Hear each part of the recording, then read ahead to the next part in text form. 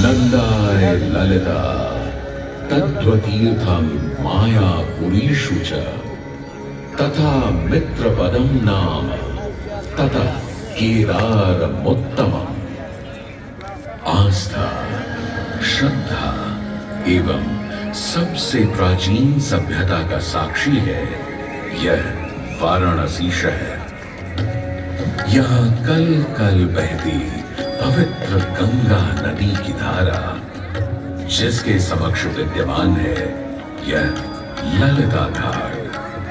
मत्स्य पुराण में तीर्थों की चर्चा के अवसर पर ललिता तीर्थ का वर्णन हमें प्राप्त होता है।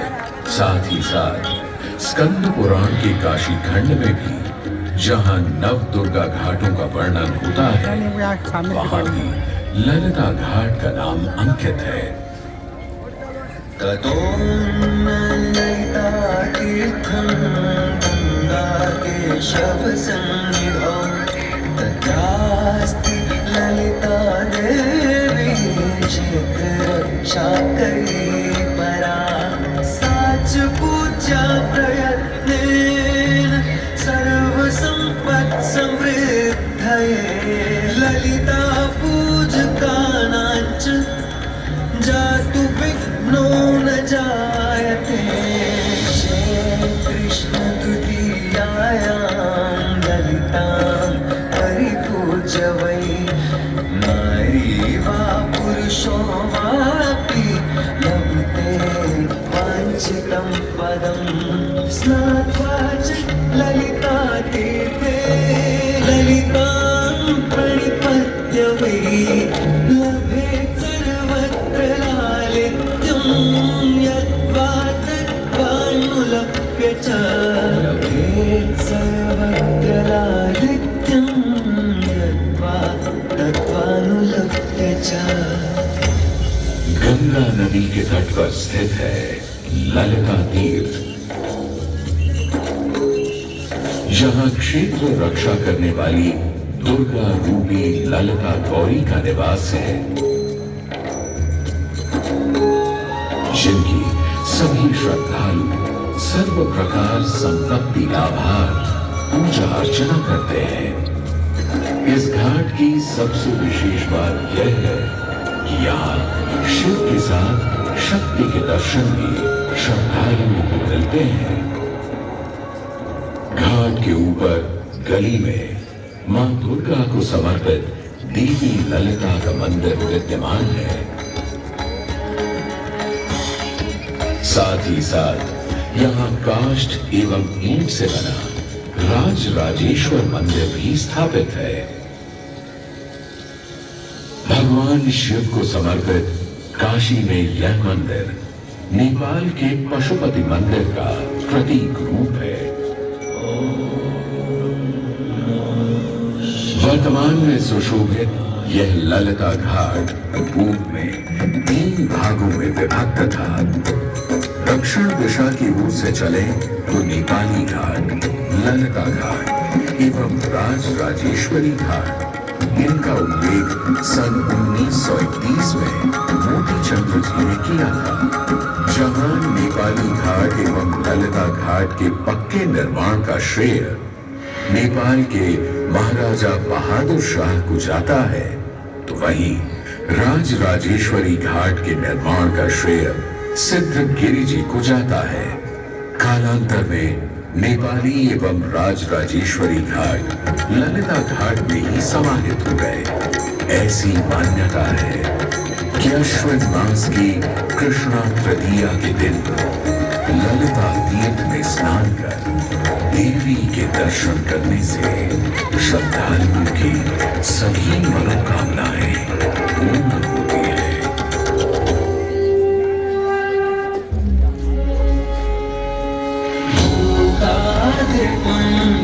भुजगभूषण भूषितांगं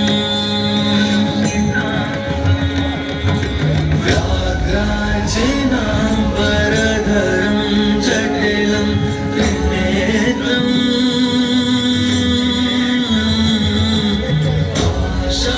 शांकुशाभयं वरप्रदशूलपाणिम्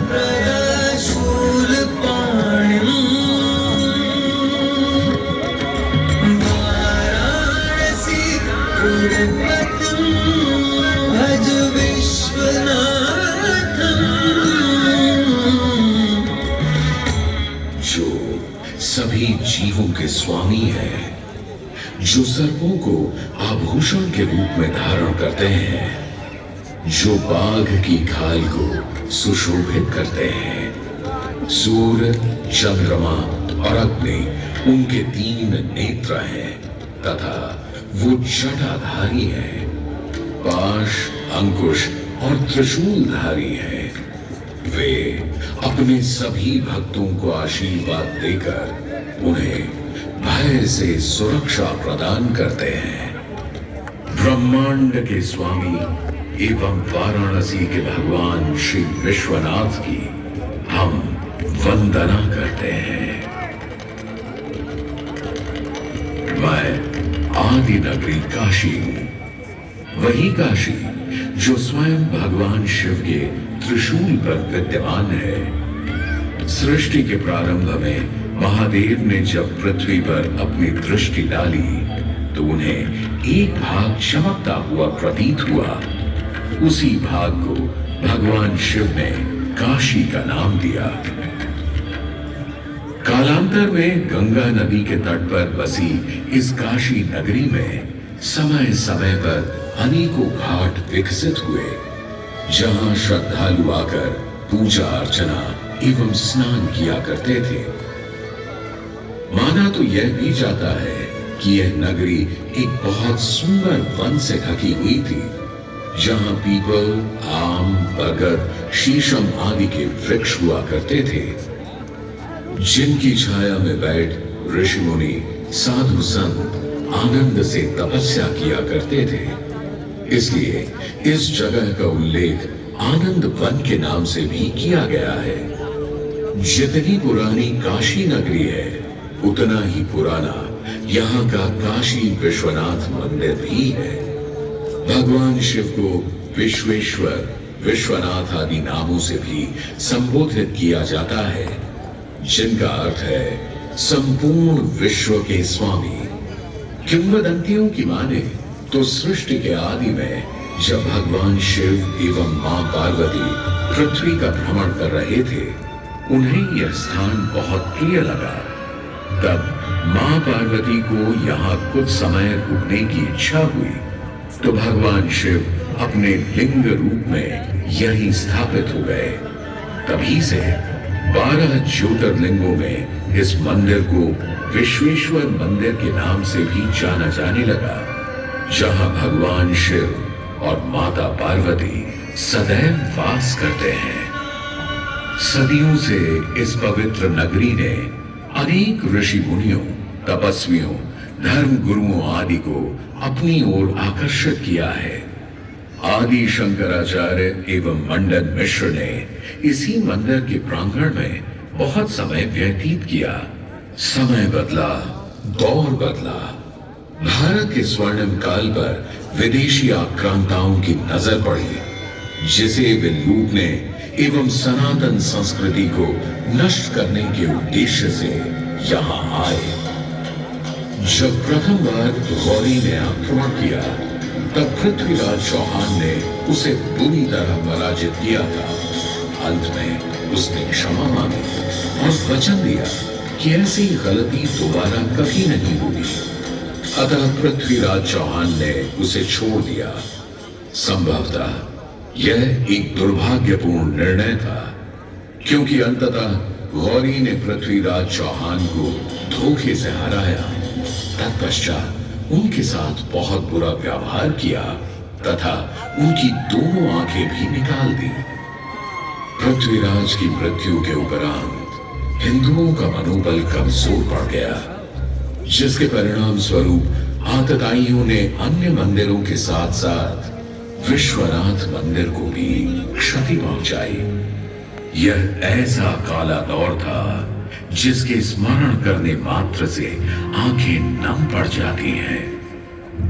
परंतु समय सदा एक सा नहीं रहता और दुख के ये बादल भी सुख में बदलने वाले थे। एक धार्मिक सम्मेलन में राजा टोडरमल की भेंट नारायण भट्ट से हुई। नारायण भट्ट एक बहुत धनी व्यक्ति थे। दोनों ही धार्मिक इंसान थे और नित्य प्रति भगवान की पूजा अर्चना करना अपना परम कर्तव्य समझते थे। दोनों ने काशी विश्वनाथ के इस पावन मंदिर का जीर्णोद्धार करवाया और वीरान पड़े खंडहरों में एक नई जान डाल दी। 16वीं सदी में संत तुलसीदास ने यहाँ रामचरितमानस की चौपाइयों को पढ़ा था तथा संत एकनाथ ने भी यहीं पर वारकरी संप्रदाय का महान ग्रंथ श्री एकनाथी भागवत लिखकर पूरा किया था। लगभग 7वीं शताब्दी के मध्य में मराठा शासक मल्हार राव होलकर ने काशी विश्वनाथ मंदिर के पुनर्निर्माण की योजना बनाई। ये कार्य वे तो नहीं कर पाए, परंतु उनकी पुत्रवधू अहिल्याबाई होलकर जी ने इसे सन 1776 से 1778 के बीच पूरा किया। वर्तमान काशी विश्वनाथ मंदिर निर्माण का श्रेय अहिल्याबाई होलकर जी को ही जाता है। इनके अलावा महाराजा रणजीत सिंह ने 1000 किलो शुद्ध सोने से निर्मित छत्र को इस मंदिर पर लगवाया। जहां ग्वालियर की महारानी बैजाबाई ने ज्ञानवापी का मंडप बनवाया, तो वहीं नेपाल के महाराजा ने यहाँ नंदी की प्रतिमा स्थापित करवाई।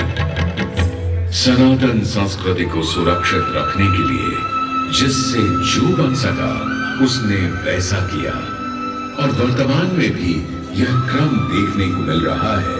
सन 2022 में भारत के प्रधानमंत्री नरेंद्र मोदी ने काशी विश्वनाथ मंदिर का जीर्णोद्धार एवं सौंदर्यीकरण करवा इसके स्वर्णिम काल को फिर से एक बार जीवंत करने का प्रयास किया।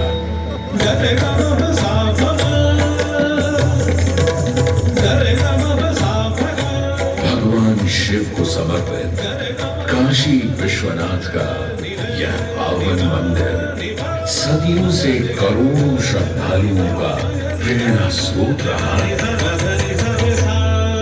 और सदैव के लिए रहेगा।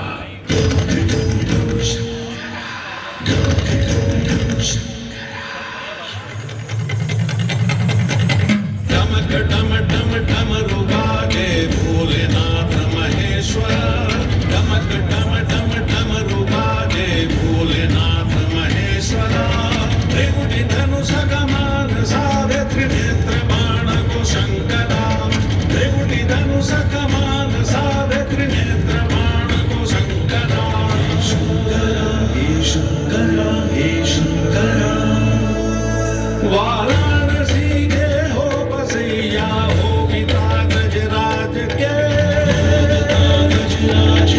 वाराणसी के हो बसैया हो गीता गजराज के, तुम सजे माँ पार्वती के मान में सिंदूर से, तुम सजे माँ पार्वती के मान में सिंदूर से।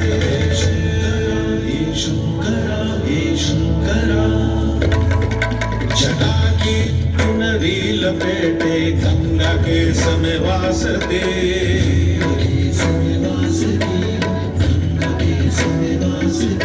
जटा की चुनरी लपेटे गंगा के समय वास दे, चंद्रमा की रजत गामी शीस तुम्हारी प्रकाश दे, चंद्रमा की रजत गामी शीस तुम्हारी प्रकाश दे।